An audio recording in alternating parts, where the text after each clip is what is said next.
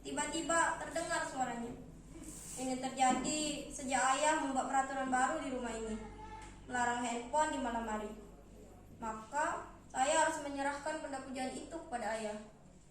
Jadi saya harus duduk di bangku itu, menghadapi buku-buku yang bisu dan tak asyik itu, sampai saya tertidur. Ayah atau ibu, mereka akan bergantian, seperti tentara jaga malam.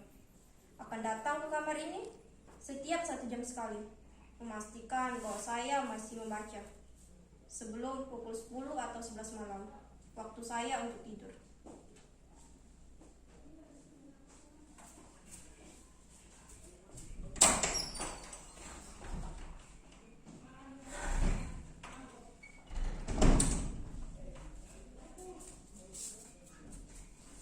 Pintu itu tidak boleh saya kunci sebelum jadwal tidur tiba.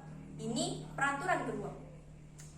Sebentar lagi, sekitar 15 atau 20 menit lagi, salah satu di antara mereka akan patroli datang ke kamar ini. Itu artinya saya harus duduk di bangku itu membaca. Tapi sebelum hal itu terjadi, izinkan saya berbagi cerita kepada para hadirin sekalian, baik yang langsung menyaksikan nasib saya di kamar ini maupun melalui Zoom. Saya sebenarnya bukan tidak berusaha, bahkan saya sudah mengerahkan seluruh tenaga saya untuk bisa membaca dengan khusyuk dan bahagia. Saya juga telah memotivasi diri saya sendiri dengan berbagai nasihat yang saya ingat. Kata-kata mutiara, semboyan, pepatah, pantun, yel-yel penyemangat belajar, hingga kritik tajam para pakar mengenai bahayanya kecanduan handphone. Tapi herannya, hal-hal yang biasa dipakai orang untuk memotivasi diri itu tak juga membangkitkan semangat dan gairah saya untuk membaca. Walau berhasil paling hanya bertahan 10 atau 15 menit saja, kemudian menguap lagi. Sedangkan kritik tajam para pakar itu tak juga mengurangi kerinduan saya untuk selalu dekat dan bersama handphone.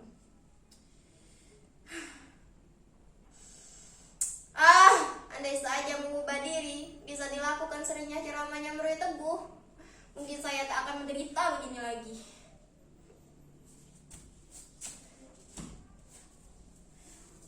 Apa? Saudara-saudara tak yakin saya menderita?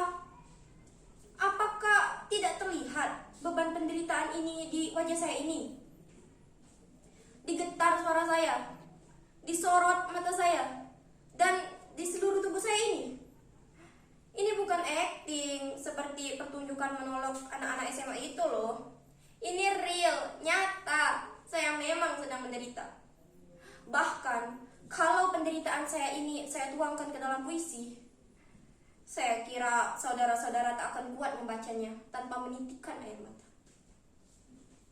Tak percaya? Saudara-saudara tak percaya bahwa sekarang ini saya sedang dibuli sepi dan dikepung sedih? Sekarang saya mau bertanya, siapakah di antara para hadirin sekalian yang mau dan mampu berpisah dengan apa yang telah menjadi bagian dari diri hadirin sendiri, tanpa merasakan teraniayanya rasa hampa? Tak ada kan yang mampu? Begitu juga dengan saya. Sebuah handphone bukan lagi hanya sekedar benda biasa. Ia adalah bagian terpenting dari diri kita, bahkan hidup kita. Bayangkan, sejak kecil dia sudah bersama kita, menjadi teman kita, dikala semua orang tak punya waktu luang atau malas meladeni kita yang masih kanak-kanak dan belum bernilai guna. Pagi, siang, bahkan malam, dia selalu setia di sisi kita. Tak pernah mengeluh sedikit pun. Asalkan baterai dan kuotanya cukup, ia akan selalu melayani kita. Apapun kemauan kita dan kemanapun kita ingin bertamasya, dia selalu bersedia. Ia bahkan telah menyimpan nama dan seluruh memori kita ke dalam dirinya. Kita juga telah menyimpan password dan kata kunci pembuka dirinya di dalam benak kita. Suatu simbiosis yang sangat romantis dan intim, bukan? Kita bahkan akan lebih dekat dan nyaman dengan dirinya daripada dengan sesama kita. Itulah mengapa berpisah dengannya, meski cuma saban malam, seperti melewati bertahun-tahun kesepian. Oh, handphoneku, begitu berat dan panjang jalan yang harus kutempuh untuk kembali bersamamu. Saat pertama saya mengerti membaca dan menulis, saya sudah menuliskan nama saya ke dalam dirinya. ARRAYAN. Saya memang sempat berganti-ganti partner dari satu handphone ke handphone lainnya. Tapi apapun jenisnya, sikap mereka tetap sama. Setia, menemani dan melayani. Tak pernah berkurang sedikit pun. Bahkan semakin istimewa dan semakin besar kemampuan mereka melayani kita. Coba bandingkan kesetiaan dan konsistensi mereka dengan kita.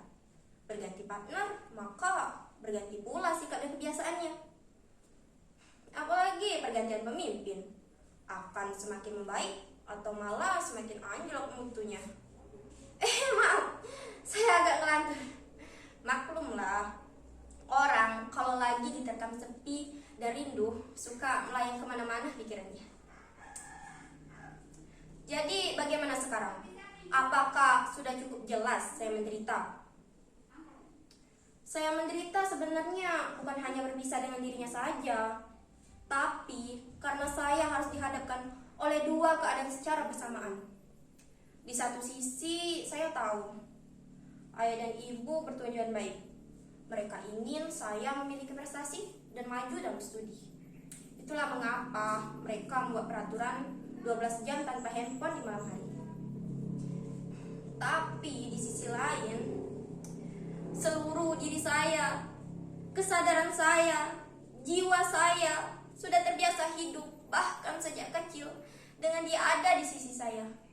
Bahkan sebelum peraturan seperti ini dibuat, saya sudah terbiasa tidur dengan dia rebah di dada saya atau persis di sisi saya. Tak mudah lagi bagi saya menghabisi hari meski sesaat tanpa dia. Kadang kalau saya tak kuasa menanggung rindu padanya, saya akan ambil casingnya. Saya dekatkan ke dada saya seperti ini.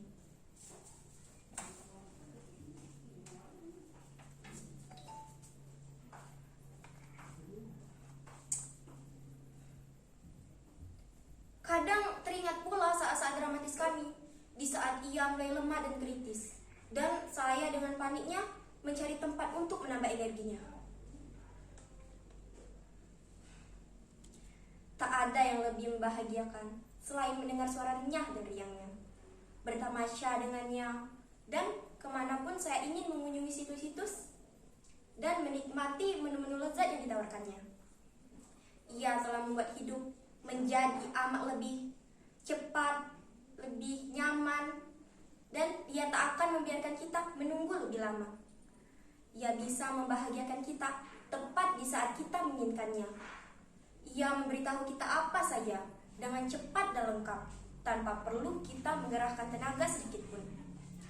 Bahkan kini, dia telah dilengkapi dengan berbagai sarana yang bisa meningkatkan kesejahteraan kita dengan tempo yang sesingkat-singkatnya. Jadi, bagaimana bisa saya bersabar berlama-lama dengan buku-buku bisu itu untuk menata masa depan? Itu sangat menghabiskan waktu, tenaga, dan pikiran. Sementara sekarang ini, kita hidup di masa yang sangat bergantung pada kecepatan dan keringkasan. Apabila tidak cepat dan ringkas, maka akan ditinggalkan, menjadi sebuah fosil penghuni peradaban, penghuni museum peradaban. Saya sebenarnya pernah hampir tidak terlalu tergantung padanya, kecuali untuk hal-hal penting saja.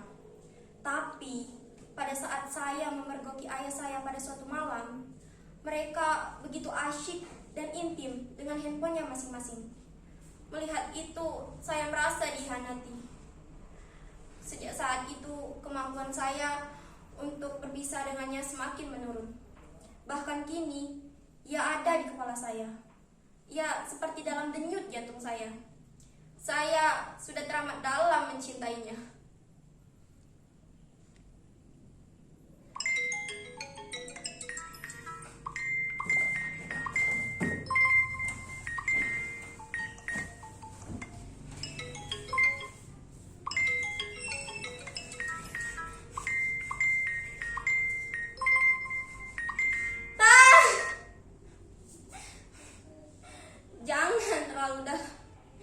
Jangan terlalu dalam mencintainya, atau kalian akan menderita seperti saya.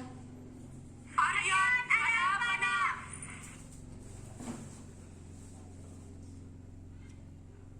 Begitu berat dan panjang jalan yang harus kutempuh.